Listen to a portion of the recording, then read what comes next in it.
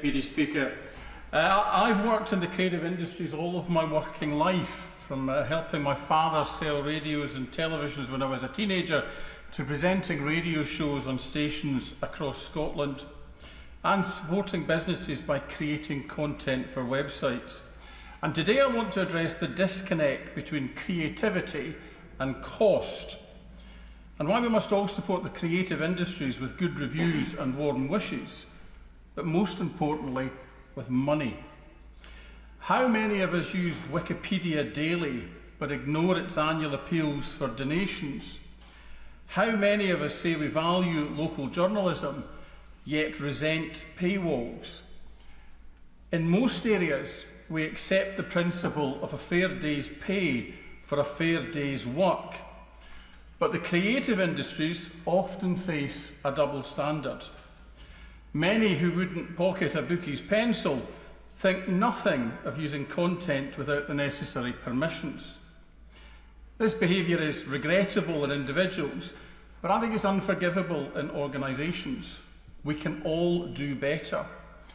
For example, if local authorities can pay millions annually for software licences, why not pay a fair rate, not the minimum rate, for creative content?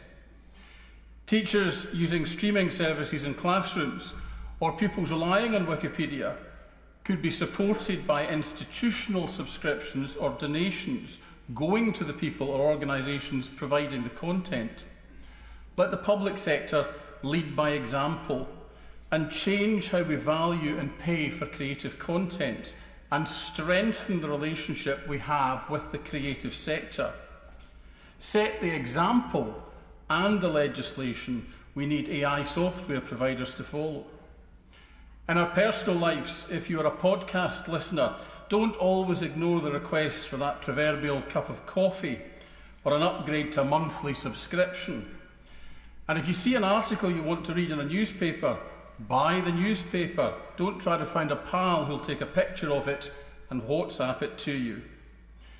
In my career, I've seen creative contributions undervalued. Businesses often pay a high proportion of their budget for the technical process of building websites, but neglect the content, the very part that engages users. Too often, creators hear, "I can do it myself," when what is really needed is professional skill. You will struggle to find an artist or an artisan who does not have multiple stories of offers of exposure or experience rather than money as payment for services. Exposure doesn't pay the bills. If you'd expect to be paid fairly for your work, extend the same respect to artists, artisans, writers and designers. AI offers exciting possibilities for productivity and innovation, much like the smartphone revolution, a revolution now in its 17th year. AI can help creators clean up poor audio recordings or automate repetitive tasks, allowing them to focus on what they do best. But we've seen the unintended consequences of the smartphone era on mental health and social development, for example, and we must learn from them. AI is a tool, not a replacement for human creativity. And like any tool, it needs oversight and ethical guidance. An instruction manual, one preferably not written by the tool itself. Before I close, I want to highlight a place where we can all go to be creative, a place which can sometimes struggle to be high on our agenda when we're focused on the big, the exciting, or the new. I'm talking about your local library. Libraries are the NHS for the soul. Funded by our taxes and free at the point of delivery and the point of need. Libraries offer more than books. They offer a helping hand and a supportive friend, often when people need it most. Libraries improve us, they enrich us, and they inspire us. A library can be the difference between a child discovering their love of reading, or an adult learning new skills, or someone finding the support they need to change their life. Yet many libraries today focus on surviving rather than thriving.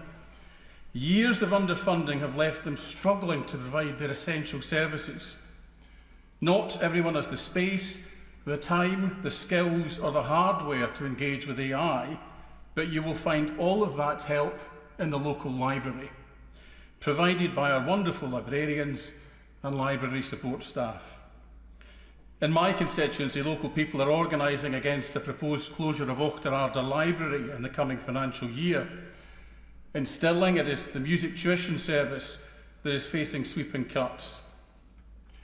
It's difficult to measure inspiration and joy, but it is easy to undervalue it.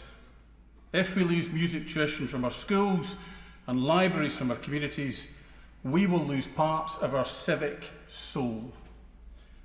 Madam Deputy Speaker, the creators and the industry that supports them add colour and joy to our lives.